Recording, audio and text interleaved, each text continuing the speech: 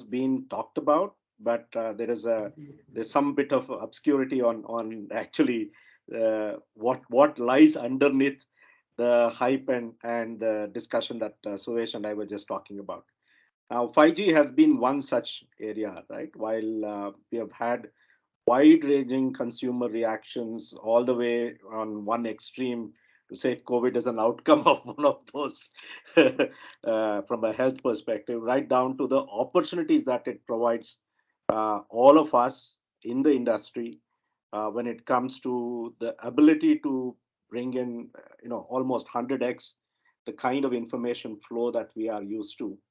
Uh, to us in July, this is a infrastructure layer that we think is going to impact not just the world, but especially in a country like India.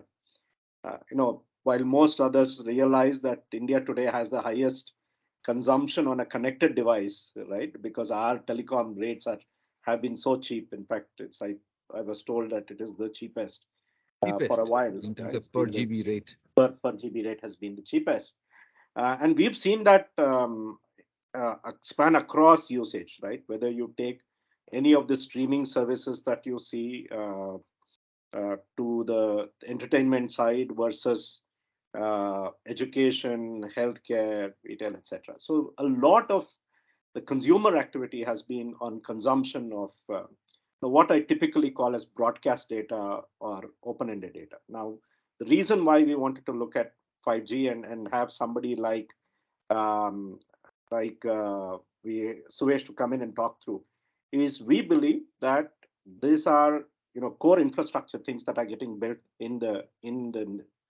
country, and the rollout is going to really help us leapfrog into newer technology, which means that I'm hoping some of our investment opportunities will start to look at some of these spaces, especially when it comes to the applications being built on it. Right? So if you think about it, we had similar thing happen on GPS where India was not part of it, right? We are now talking about Navic and a few other things. But then Yeah. if you look at the other core data infrastructure that got built up, whether it's a UID, etc., we think this is a great area for us to start looking at.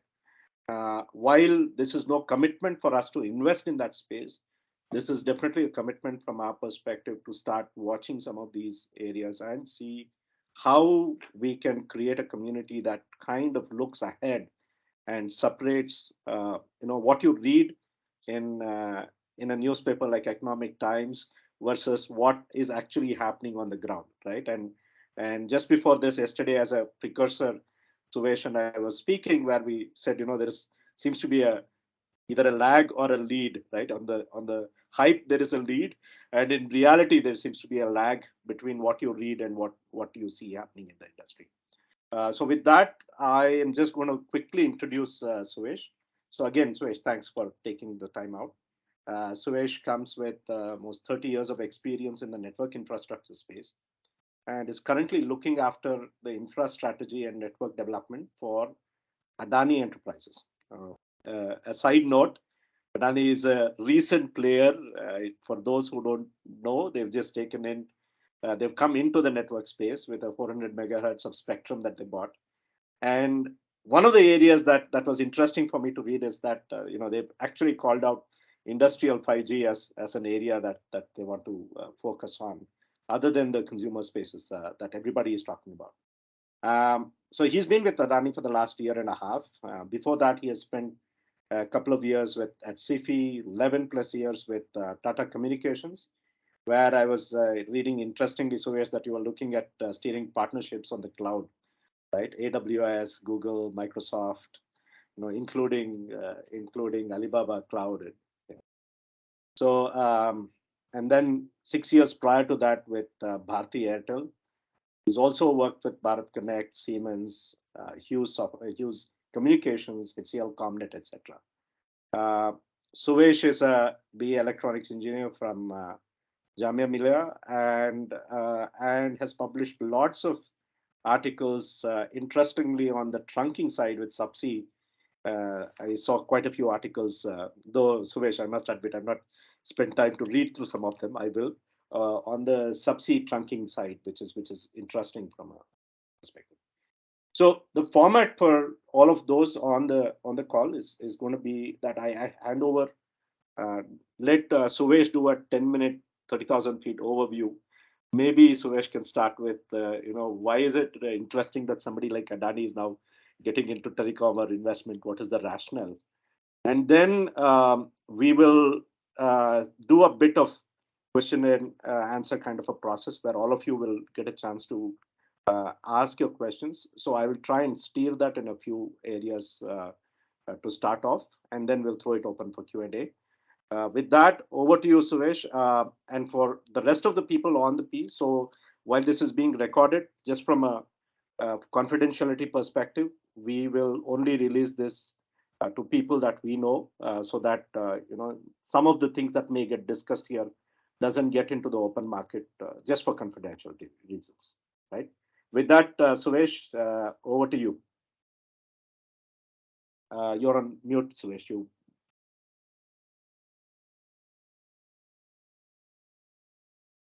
Yeah. Thank you, Ravi, and thank you, Vidya, for this wonderful opportunity to speak before a August audience on a Thursday evening. So I understand that you have been reading about 5G from multiple sources, and you must have figured out what's happening in the market. So I'll try and not to repeat the most often heard stories and share with you my views on it. Of course, I don't claim to be an expert. In fact, my 5G journey started about six months back when I was told that Adani is interested to get into 5G. We must figure out what we need to do and create a roadmap for us to get into it. So my journey started with the stage that we had to get into auction. So back in month of May, we were told that we had to get into auction and figure out what kind of spectrum we need to buy, what kind of network we need to build, and what should be our 5G story. And naturally, being part of Adani, one thing which came in pretty quickly and clearly is that we want to focus on the industrial side of it, not the consumer side of it. So from the beginning, we said that we'll create our journey based on a industrial 5G. And what we realized going forward is that uh, 5G is perhaps the first wireless technology where a distinction between industrial 5G and a consumer 5G can be made with a lot of conviction. So that said, let's start the 5G journey as we see it unfold in the market. First of all, the 5G is not a singular technology or singular product or singular provider. It's that's what the fact that it combines so many things together makes it so interesting as a cellular wireless technology.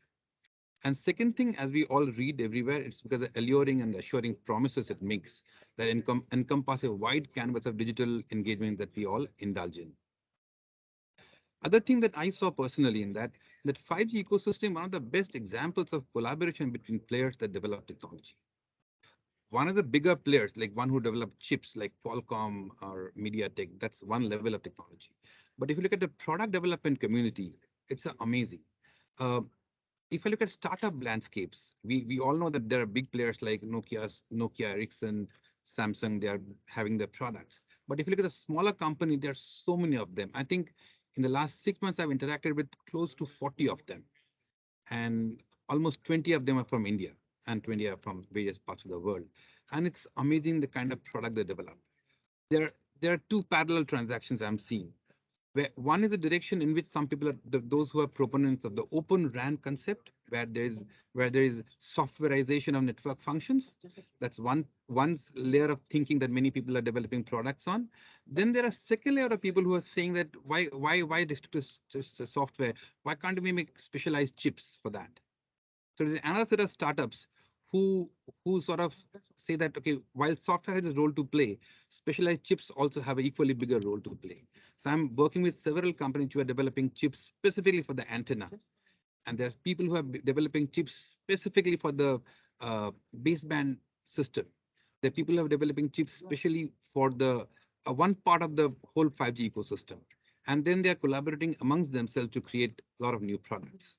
Even in fact, the reason I got introduced to Vidya and Ravi is because of a gentleman called Venkat, who is representing Astrom Technologies, and they have developed an amazing product for creating point-to-multipoint wireless links, something even today that the bigger players don't have it. That's a technology innovation that the whole 5G ecosystem is leading to. Now, as I said before, I'll come back to something I said before, that 5G is perhaps the only technology at the first time where a very clear distinction can be made between the consumer segment and the industrial segment. This segmentation didn't make sense, didn't exist from as a technology perspective and a technology usage perspective in any of the previous generation of cellular technologies. Let me explain why is that. If you look at consumer segment, consumer behavior, they are consuming content. It's streaming content which comes from the internet towards the consumer. So it's a downlink centric. You want more capacity from the internet towards the consumer. That's downlink centric. But if you look at the industrial segment, it's just the opposite. A CCTV camera is which is gathering video feed of a surveillance or asset tracking or any application. It is collecting the information and sending it towards the network. There's the reverse direction of a consumer segment. What this means is that a, a network which is designed for addressing consumer requirements is not beneficial for industrial usage. And that's a beautiful conclusion because it means the industrial segment requires a separate network build, a separate setup, a separate technology. And this separation of usage between consumer and industry is created a whole new segment of industrial segment. Uh, from a consumer perspective, if you see 5G is a gradual evolution from 2G, 3G, 4G, and 5G. It's a gradual evolution, and nothing much has happened in that case. Just the speeds have increased, chips have become better. You can get more content, heavier content downloaded at a shorter time, and you can enjoy that. But on an industrial side, a whole new frequency band has been opened up, which has never been opened up before. It's not just in India, globally also. It's the millimeter wave. It spans from say 24 gigahertz to almost 30 gigahertz. In this millimeter wave band, the entire industrial application is shaping up. So one decision that we as Adani made before the auctions is that we'll focus on industrial 5G, and that's how we went ahead and acquired a piece of millimeter wave spectrum. We knew beforehand that this ecosystem is not ready yet. So what we are doing today is that we are trying to incubate solutions, incubate certain providers who would make products as per our specifications. That's why we are engaging a lot of startups to telling them that I will promise you certain number of devices, certain number of units. Can you make it for me? And then that's how we are trying to influence some of the specifications of those products so they are made as per our requirements. And surprising part is that even though some of those players committed long timeline initially, within 4 to 5 months, they're coming back to us and said, look, I can do this whole thing in a much shorter time than what I told you before. That's an amazing experience we're having with these providers. So we are creating a test bed. We are defined some use cases which we want to test in the premises, and we are onboarding a set of OEMs, product developers, who would bring their product to us, and we create a setup to show them under various industrial conditions. For example, we are doing a setup in our ports where their port specific use cases are being demonstrated. For example, how do you remotely operate a crane which has got 8 cameras installed in it? How do you enable an operator sitting in a different place to operate the crane remotely? Or how we are creating a separate tracks for autonomous vehicles now. For the first time, we are venturing into the arena of autonomous vehicles. Our first batch of vehicles will possibly come in maybe another next quarter. So how will these vehicles be running without a person driving it? So we are creating some solutions so that each of these autonomous vehicles will be fitted with a 5G modem, and from a central control center they will be monitored. Those solutions are being developed. Similarly, there is something called asset tracking across the ports. There are various kind of assets lying around the port in different places. So by using a video surveillance solution, we are trying to identify these assets. We are doing some kind of a annotation exercise to train the images to identify the assets, and a software sitting behind is going to do the asset tracking and link to a database where the assets can be cataloged. So port is one kind of a test bed we have. Second test bed we are looking at is the airports. Airports have its own unique pattern of usage in the passenger side, in the air side. There also we are observing that the number of people in the airports is constantly increasing, particularly in the post-COVID phase. We have seen a steep increase in number of passengers. So crowd management of queues to reduce wait times and all has become way more important than what it was say 3-4 months back. So if we are going to ask the airport guys, what do you want? They said, give me a solution for queue management. I should be able to predict where queue buildup is going to happen and deploy more resource to ensure that queue buildup doesn't happen actually. So we are using a lot of technologies which are integrated with 5G to do these technologies. And these technologies, the airport environment pretty dynamic. They don't want a wired solution. We are putting up wireless 5G base stations, which we're going to communicate with a central station, and the images collected will be used for gauging the queue buildup and then deploy resources to ensure the queue is managed properly. Then we are looking at consumer segment also in terms of, say, Adani has a Wilmar as a consumer segment, which is manufacturing edible oils. You possibly know that is one of the largest consumer companies in India today. So those factories, we realize within the Adani group, Wilmar has the highest level of automation of processes in the factories. It was an ideal platform where we found that processes are ready, their workflows are well defined, people are trained, and so that became a very fertile ground for us to go and say, look, wherever you have reached, you can scale to the next level by if there's a 5G network, and the next set of applications that you want to deploy can be used. So we are also planning a pilot for selected Wilmar plants where certain applications will be trialed to see how well they fit in. That said, we are also seeing some kind of a industrial collaboration happening, whereas large companies are coming up for advice to understand how they can implement 5G in their environments. So what we realize is that some of the large, say, oil and gas companies, which have got large refineries, large plants, there are a huge number of sensors there. I mean, a particular plant we analyzed has got more than 20,000 sensors deployed across the plant. Now they're saying now they have a plan to replace those sensors. When we look at the specification of the new sensors carries 20 to 40 times more data than the previous sensors. So for the new set of sensors, they say that it makes sense. Their vendors are saying that new sensors will only make sense when you have a new network in place to connect them. If you connect new network with if you connect new sensor with old technology, you will not be able to harness the benefit of the new sensors. So now the requirements are coming from the customer side that can you figure out a 5G network deployment for my plant so that I can justify the deployment of my upgrades for sensors in other parts of it. So a lot of interesting conversations are opening up. So all these, if I put together all these parts, there's an ecosystem of new products coming in, the new awareness of industrial applications to be automated, and there has to be a greater level of integration has to happen, and greater level of data has to be collected for analysis. And a lot of these software platforms are available that are analyze this data and all. So there's whole lot of work to be done. So we identified a few segments where we are going to focus on and develop solutions, demonstrate them to within Adani Group and outside Adani Group, and let's see how they can be adapted across the industry. So this is the journey we are in. The best part is this is not a fixed journey. I think we have to revisit our journey almost every alternate month to see where are we placed and how are the next steps and all. Because even within the short span of 6 months, I have seen the industry change a lot, really a lot. There are companies which have been formed just about 2 years back, and they are already in the market, with commitments to roll out products by end of first quarter or beginning of second quarter next year. And we are trying to work out with them to bring some of their products to our network and trial them. It's been an incredible journey to see this 5G ecosystem develop and play a very small role to enable that in industrial landscape across India.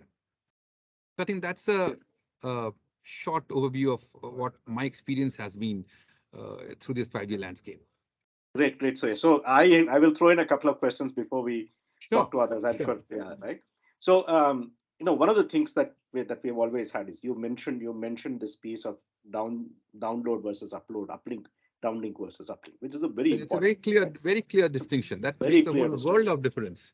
Yeah. So, for those who think about it, even if you went to a stadium and you had five people trying to upload, all of us would lose network whenever you went to a cricket match, irrespective of whether you were winning or losing, right? So the uplink speeds were crazy because you couldn't uplink at all. And you also mentioned a video, which is, with the onslaught of maybe drones and, multi-spectrum imaging that people can do to sense a few Video other is going to be things. the killer application for 5G. If there is no video, there is no 5G. I mean, we shouldn't talk about 5G if there's no video. Right, right, right. So, given that you have so many of these happening, do you actually see 5G coming in and taking away all the things that was done as infrastructure for Wi-Fi? Do you see that disappearing, or do you see that still it's continue to work in the back end for a backhaul or some kind of an ADSL structure, or do you think, it's time we as a nation, jumped over and said, look, this will actually take away the traditional Wi-Fi that you had to go through and work through. I know it's a Wi-Fi and 5G are very close friends. Look right, at the most important application of 5G is to provide Wi-Fi service.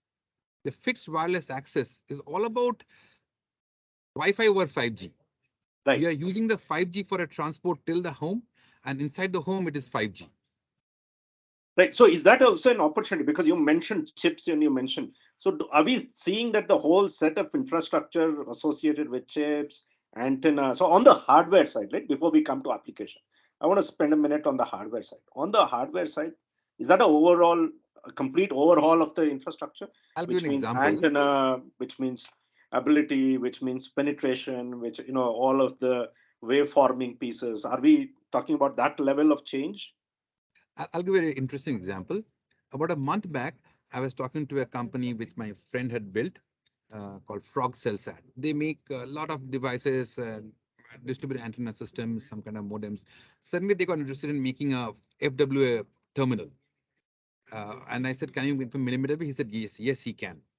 About a month back, he said, "Suvesh, I'm having a problem that I have got all the elements in place, but not the antenna part of it." Right. So I said, let me check out if my known contacts can help you.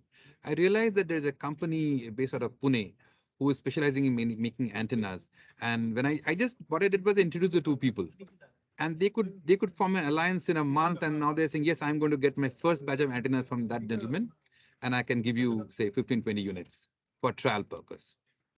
Right. So, So so this is Wi-Fi this is is Wi-Fi is a very important application, particularly if you see in an airport.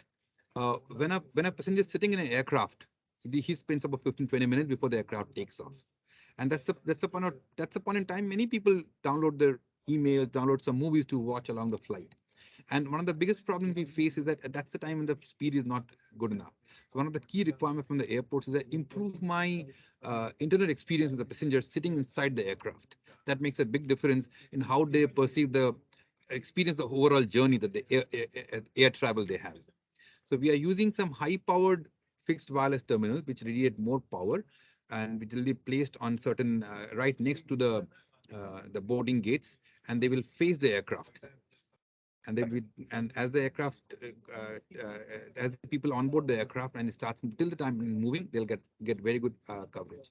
But coming back to your question, globally, the biggest application of 5G has been to provide Wi-Fi services at homes.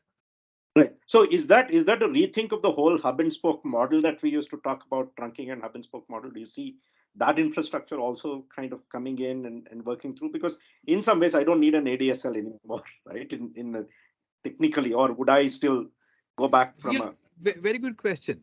5G is certainly a replacement of the ADSL world. To some right, extent, it is a replacement of the FTTH also. right, But the good part is, I'll tell you something. We are working with some real estate developers. They're saying, even though my buildings are fibered, I require a second internet connections. Most of the people who are going to buy my houses are people who require two connections. So we are working with people despite having fibered buildings, they are using the fixed wireless access as a second internet connection, and they want to bundle it as a service along with their houses.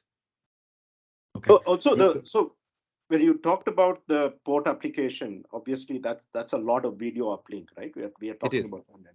It's a huge amount of data coming in and working through. And then you talked about your aircraft piece where there's a lot of data getting. So is this mainly on the streaming side, or do we also see edge computing starting to now pick up? Because one of the issues that we have had is that the cloud versus edge computing has always had this piece of where am I going to put my computing power, right? Do you think that changing because of this capability? I'll do something very fundamental about edge computing. In the initial cases, the edge computing has to be a force fit for people to get convinced that it is relevant. Because it's been talked about for quite a long time, right? Edge computing in various shapes and forms. But what we realize is that until you use it, so what happens in a port application, we are making it mandatory to at least have few use cases which use edge computing, just to give the experience to people that guys experience the feel of having edge compute, and then you decide whether you want to deploy it at scale or not. So we found applications. For example, when a camera is scanning a container, there are a lot of markings on the container. They take an image and they read those data, and then to validate the data against the central database. So what we did was that we got one of these container providers to install that data in a local server in a port, so that the whole validation process doesn't have to go traverse a long internet path to the central data center somewhere in Europe or in Middle East. So that way we have figured out that we must show edge computing in works. Only then did we convinced. Even if so, which means even if it is a force fit initially, we are fine with that. Right. So So, you talked about, sorry. Ravi, sorry, I just wanted to let you know that there are a couple of questions from Kedar Tucker. Okay. I don't know if you are able to see them. Can I read them out, or do you want No, I mean, I can see them now. I thought to? Okay, we'll fine, go to great, them. Yeah. sure, sure. So we'll take a few questions from Kedar and then I'll come back to Sure, Kedar sure. and a few things. So it was, will you use private 5G for industrial or also expert network slicing option? Do you have license for network slicing using 5G macro network? That was one.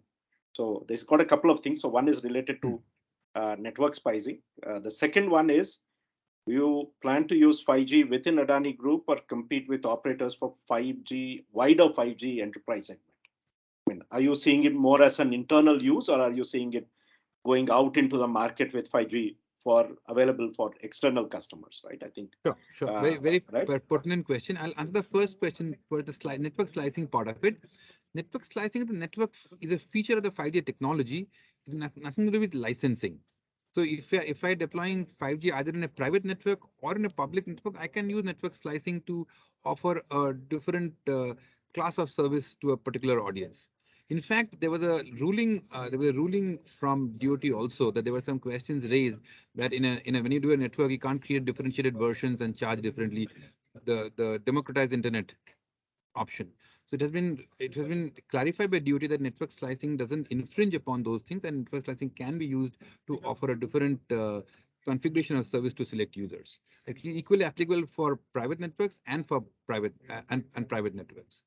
Now, the second question in terms of how do we intend to use it, our first option, our first approach is to deploy the 5G in the form of private networks within the Adani Group. That's fine. But in parallel, we are working on several GTM initiatives.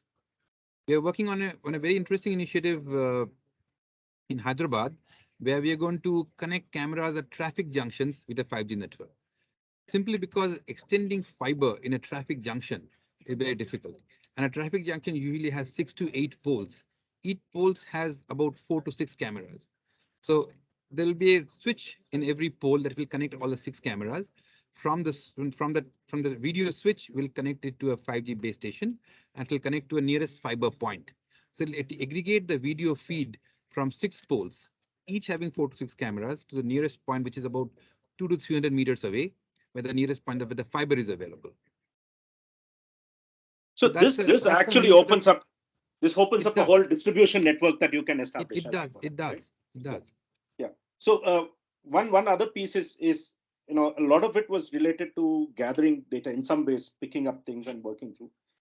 What about, you also mentioned the managing the crane, the autonomous guy. So what about industrial automation? What do you think? Is that because you now have a closed loop capability where you can do you can do both video, you can do almost like a machine learning algorithm on the video that you can go back and work through. What is being thought of as from an Automation is automation? happening. Automation happening in 2 planes. One plane is having in a digital plane in which you create a digital twin. That's what we are doing in our ports also.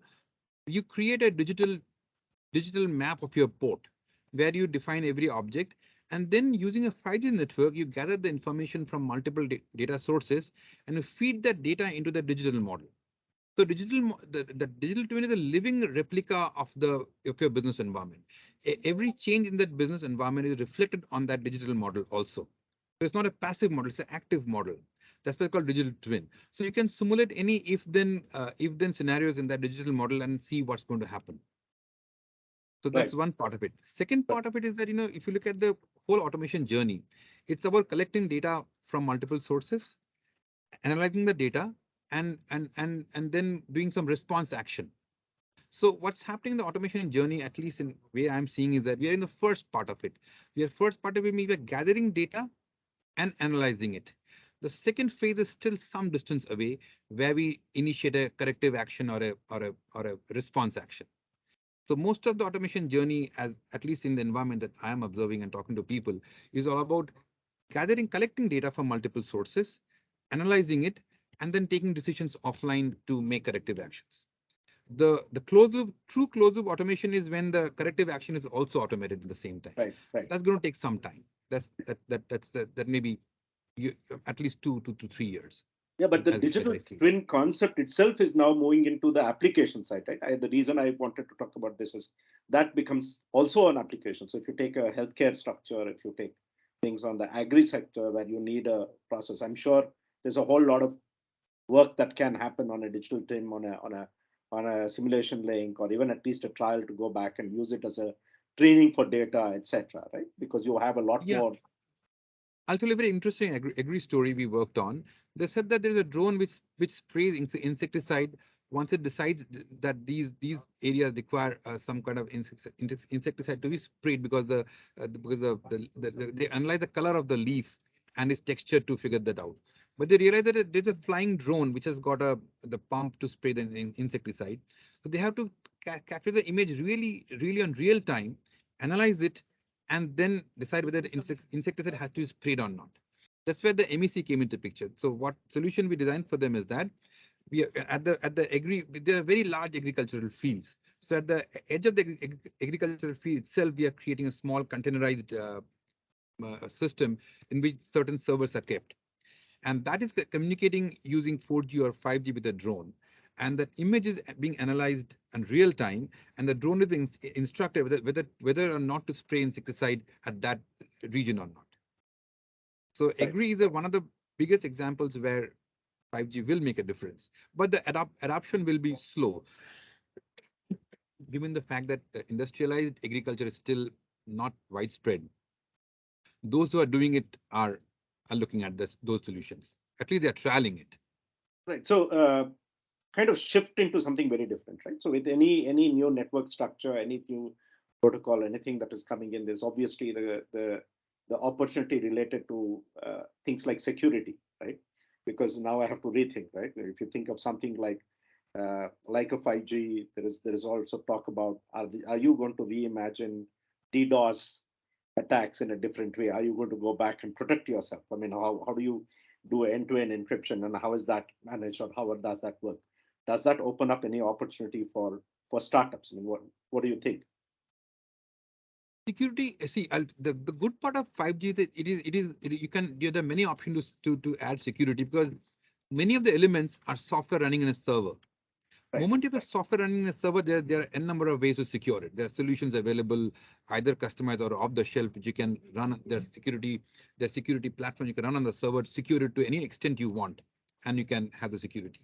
Where it sort of is challenging in the RF layer. Because the RF layer is a radio frequency. It's not. It's just simply carrying radio frequency. It's not really prone to be attacked by some external agent to disable it. Right. But if you look at the software, the beyond the RF part, much of the layers of 5G structure is software based. Core, etc. is in. They're all what they're saying is that let your network be in the field, but let the 5G core reside in a data center. And data center, you can have a host of security applications which can safeguard the data that you are collecting, that you are gathering, that you are transmitting. And 5G technology by itself, if you look at the usage part of it, is encrypted technology. Yeah, and I also was heard that the bit error rates are much lower than as compared to the traditional process, right? Which means the throughput in terms of your ability to analyze would also be much better, right? Sure, As we go. definitely. So RF layer is inherently secure, and the rest of the data layers which are residing as software and servers, they can be secured by any of the existing technologies. So that way, there is a lot of security.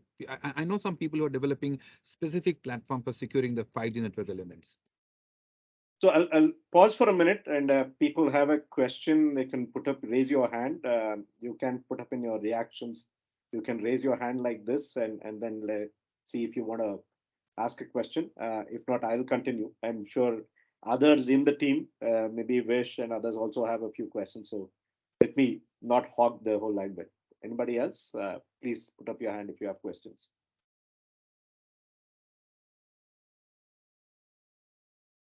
A couple of questions, and then we will do like a 5 minute rapid piece of which industry, which application side we should focus on. Anybody? Yeah. So, Suvesh, this is Vishwanath here. Hi, Uh, Vishwanath. I just had a question in terms of, I mean, you spoke about industrial usage, and obviously it's kind of, the most relevant given that there's almost a captive infrastructure that is going to be invested into by some of these industries, right?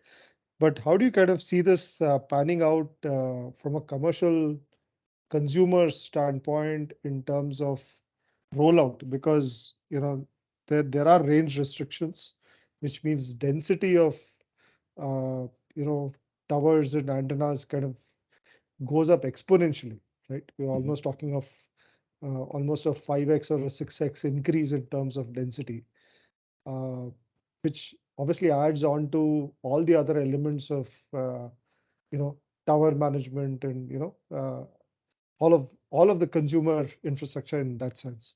How do you kind of see that panning out in terms of cost implications, for the consumer? One, two, I think also in terms of complexities that this will bring in, more so in a country like India where though the networks are originally planned out, over time it does not really go as per plan, right? If there's a black spot, you kind of bring up something in between, and you kind of just plug that almost mindlessly, and that I can say by experience. So how do you kind of see that changing over time? Yes. First thing is, every limitation of 5G, there are solutions being developed that will overcome it. Let's look at the range limitation, right? You said that, yes, indeed, for a millimeter wave 5G system, the range limitation is anywhere between 200 to 400 meters. That said, yes, to cover a given area, you require a larger number of cells as compared to a consumer 5G service. But today, there are several companies which are developing something called a intelligent 5G repeaters or relay technology that will relay the 5G signals to up to 4 or 5 hops, each hop being about 400 meters. So that will significantly increase the coverage of the cell area. That's something which is happening. Then there are also technologies being developed in which signal usually 5G works with line of sight signals. You require line of sight, particularly industrial version, which is of 26 gigahertz, you require line of sight. The next wave of technologies are being developed, which also works on the reflected or the bounce back signals also. Those technologies are also being developed. So in another year or two's time, these technology will hit the market and it will keep on changing that. So range limitation is not going to stay. In fact, one of my colleagues which visited Mobile World Congress in Las Vegas, he said that there are host of companies which are working on eliminating the limitations imposed by the industrial 5G spectrum.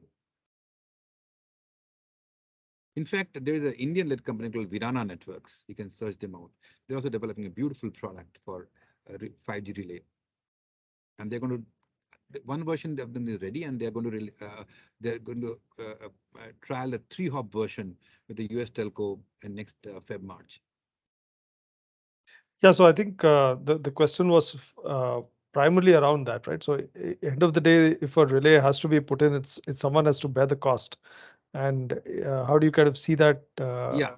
Other question pan is, out? this relay is not just a passive relay which does a signal amplification. Right. This relay itself becomes a CPE device also. You can give internet coverage to a location where the relay is placed. So in terms of a cost, they are so well integrated products that everyone thought through this, that if you add more relays, the cost is going to increase. That's the reason these relays are being made multifunctional, so that wherever you place the relay, that itself becomes a point where you can give internet service from. You can connect an Ethernet switch to it and connect or a Wi-Fi access point to it and give a Wi-Fi service from there. So there are solutions being worked out. And in terms of cost, cost is a function of volume. We have seen amazing dynamics that if I buy, say, 10 units, 100 units, or 1,000 units, costs come down dramatically, way beyond what I had expected. So there's a question from Sunil. Vish, can I move to the question from Sunil? There's a Oh, question. sure. Please go Uh, he's a he's another investor, not part of July, but we know them, partners, Special Invest. So his question is, what are the supporting technologies, things like picks and shovels, when you look at what is the supporting technologies which will need to step up a notch to lead to large scale 5G adoption? Right. Indeed, this is a very good question. We realize that a camera equipped with 5G is nearly as expensive as a base station itself. So the Right. cost of camera with the 5G has to come down significantly Right. for someone to develop hundreds of cameras in an office in an environment. We spoke to Bosch, we spoke to some local company, we spoke to Bosch also to figure out that what does it take you to develop a camera with 5G capabilities, and it can then at this point in time they are very expensive. Today at today's pricing, I can't justify any business case where those cameras need to be deployed. But the hope is that they're saying let the volumes catch up, these prices will go down. So camera technology with 5G or sensors with 5G has to come down. Today, a 5G sensor costs almost like more than $100, whereas a LoRaWAN sensor costs only about $10, $7 to $10. So as volume increases, this unit price has to come down. Industrial adoption is directly proportional to unit price economics, and that Right. only happens when adoption grows up. So some of the OEMs are committing that if you commit a sustained volume for a span of 3 years, we'll create an exceptional price that meets your targets also. That also we are doing. We are exploring that can I create a midterm forecast? I can't do 5 years. That's too long. At least can I do a 3-year forecast and say this is my year 1, year 2, and year 3 requirement, and I club them to create the volume that will get the unit price down to what I need to make the business case feasible for deploy the solution. They are starting to look much better than before. It's a Yeah. journey. I mean, it's not a Right. it's not a fixed solution. It's a journey. Right. So the Amitabh had another question, some related to penetration. There is this talk to say that because of the millimeter signal piece, there's very low penetration. What about basements of buildings and a few other areas? Right? Do we see mix and match of some of these areas you mentioned, Laura? Well, right? Are we going to see hybrid in that sense? I will go back and put something in the back hall, something in the front hall, do a whole lot of hybrid. No, I'll tell you, it's a very interesting answer. The whole world of 5G outdoors and in building are entirely different. I mean, if you look at 5G technology in building, it's another world of technology development, product providers, etc. Within the building, and statistics, there are plenty of statistics in the market to show that 80% of the 5G usage, or even currently 4G usage, happens inside buildings. So in-building solution is a whole new area of technology, product, solution, and services. Even in the building where I sit, I have got three. I realize there are 3 parallel networks. Airtel runs an in-building network for its services. Vodafone runs an in-building network for its services, and we are trying to build another for our own use. Suddenly we realize it's not possible. So we are now creating a converged infrastructure. They call it distributed antenna solution, or DAS. It's a multi-band, multi-provider solution that can radiate all the 4G frequency bands and the 5G consumer band through a single set of antenna. So instead of every provider having a network, it's a shared network, it's a shared cellular infrastructure where where the signal from the radio or the base station is distributed using a fiber network to every part of the building, and there are antennas that can radiate signals of multiple bands in one go. Which is why I said the whole distribution network of how do you Exactly. process So completely in-building changes. solution is a whole lot different in terms of product, provider, service, its design, its technical considerations. Because in building, the aesthetics is important, its form factor is important, cable lengths are important, and there are a lot of penetration. So number of devices are needed very important. So in per floor, we require at least 20 of these antennas to give adequate coverage to all parts of the building. Because there's a conference room, I have to put a base station inside it. Even inside the washroom, I have to put a base station inside that because they don't penetrate the walls. Uh, I think we'll take one last question, Suvesh. Otherwise, we'll continue for a long time. Again, from Sunil of Special Invest. What are technologies or applications that early stage startups should focus on to build a meaningful business? Right. Some of them some of the ones that we discussed may take a longer gestation time. So in your mind, are there some, are there some Yeah, low certainly, certainly. hanging fruits? Yeah, if I were to That identify one product which has got assured market potential, assured volume growth, that's FW, fixed wireless CPEs. Still in India, I mean, based on limited exploration I did, I could find only 4 or 5 vendors, out of which about say 3 are credible, 2 are still on dice in terms of whether they will be able to convert the journey or not. But looking at the demands and looking at other people, what they're doing, is today a fixed wireless terminal made in India, which will be available say by April next year, is costing us about $400. But there are people in Brazil out there, they're making for $150. right, So my people are saying, why don't you import it from Brazil instead of buying it here? right. So fixed wireless terminal is one thing that's got assured potential in India and globally. If you look at the big two, Jio and Airtel, Jio has clearly stated their approach is to go the fixed wireless way, whereas Airtel wants to go the fiber way to wire up buildings. And in fact, I read an article last week that at this point in time, Verizon in US is deploying 150, 150, 100, no, 150,000 fixed wireless terminals every year now, and they've reached the stage. And that's not just for consumers, they're doing it for business users also. Right. They've been able to add an element of quality of service in that services, and they're doing a massive rollout again after a slowdown of almost a year and a half. So another question, I'm just allowing this question simply because, Sure. you have 5 more minutes before we let you wrap Sure, up. sure, sure. Let the questions come in. Great, thanks. So 5G adoption, the question was from Rudramani. It talks about 5G adoption by defense, saying that in general, such private networks wait for stability of technology. What are your thoughts on defense? I actually have an additional piece other than defense, right? Um, to me, there is also a lot of digitization happening on the public sector side. Let's take railways as an example, right? Let's take, when you Yes. take defense, it's not just Navy, it's not just the armed forces. We also talk about Navy coverage, etc. And maybe public sectors like, Indian Railways, right, in terms of digital adoption and a few other things. Do you see some of these as corridors that will actually go in and work and help across? See, defense is a very unique thing. Defense wants everything to unique to dedicated to itself. They never want to share. Even within defense, Army, Navy, and Air Force have their separate fiber network, separate wireless network, separate everything. Even within themselves, they don't share. So you will be surprised to know Indian Navy was one of the first guys to run a private LTE network in one of the ports, and they wanted shore to ship internet communication, and they put up a private network for that. And in fact, Astrom as a company, I think they're very well entrenched with the defense segment, and they expect large business from them.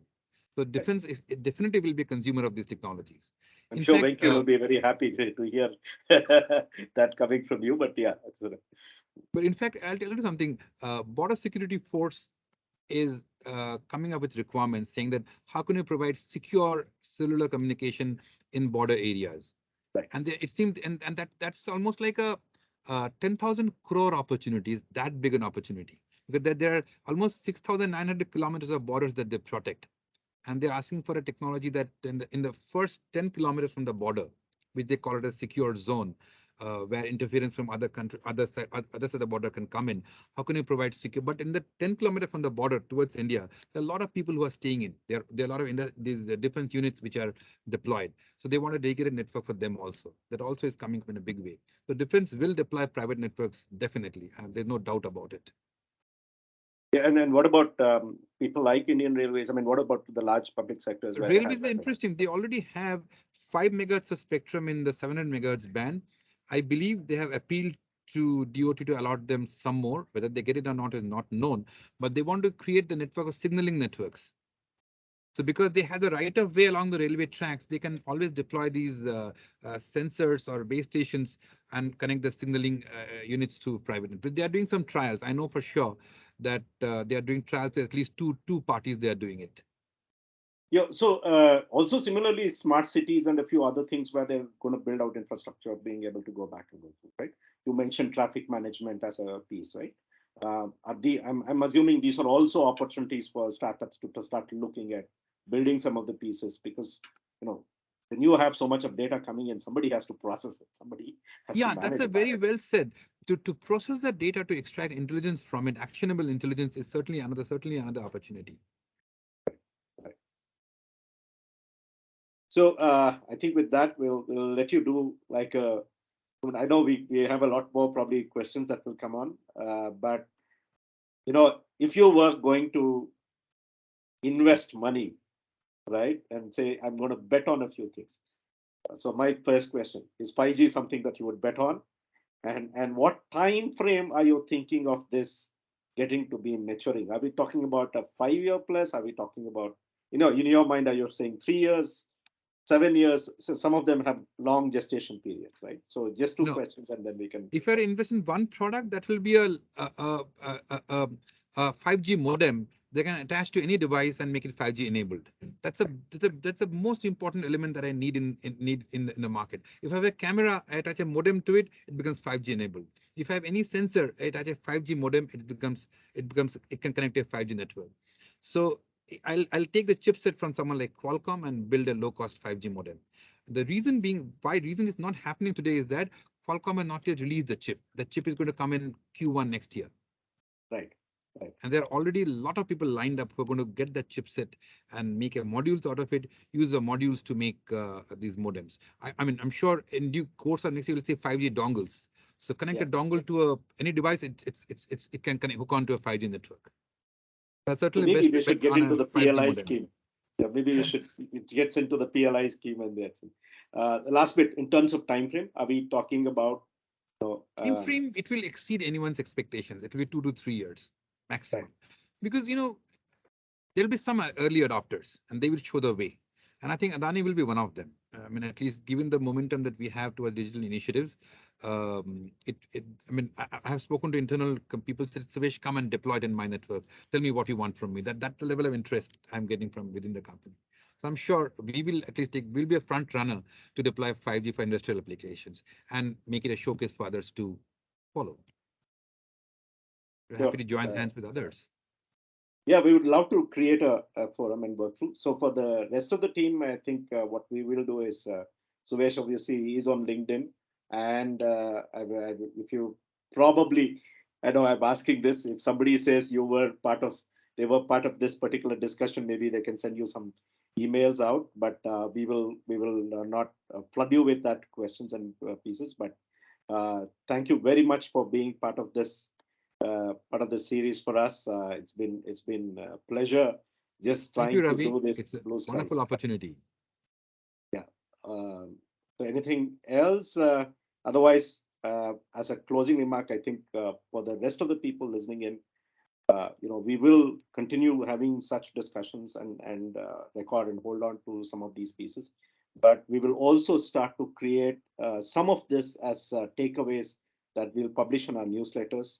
And at that time, maybe we can come back with a few specific Q&A that has not been answered.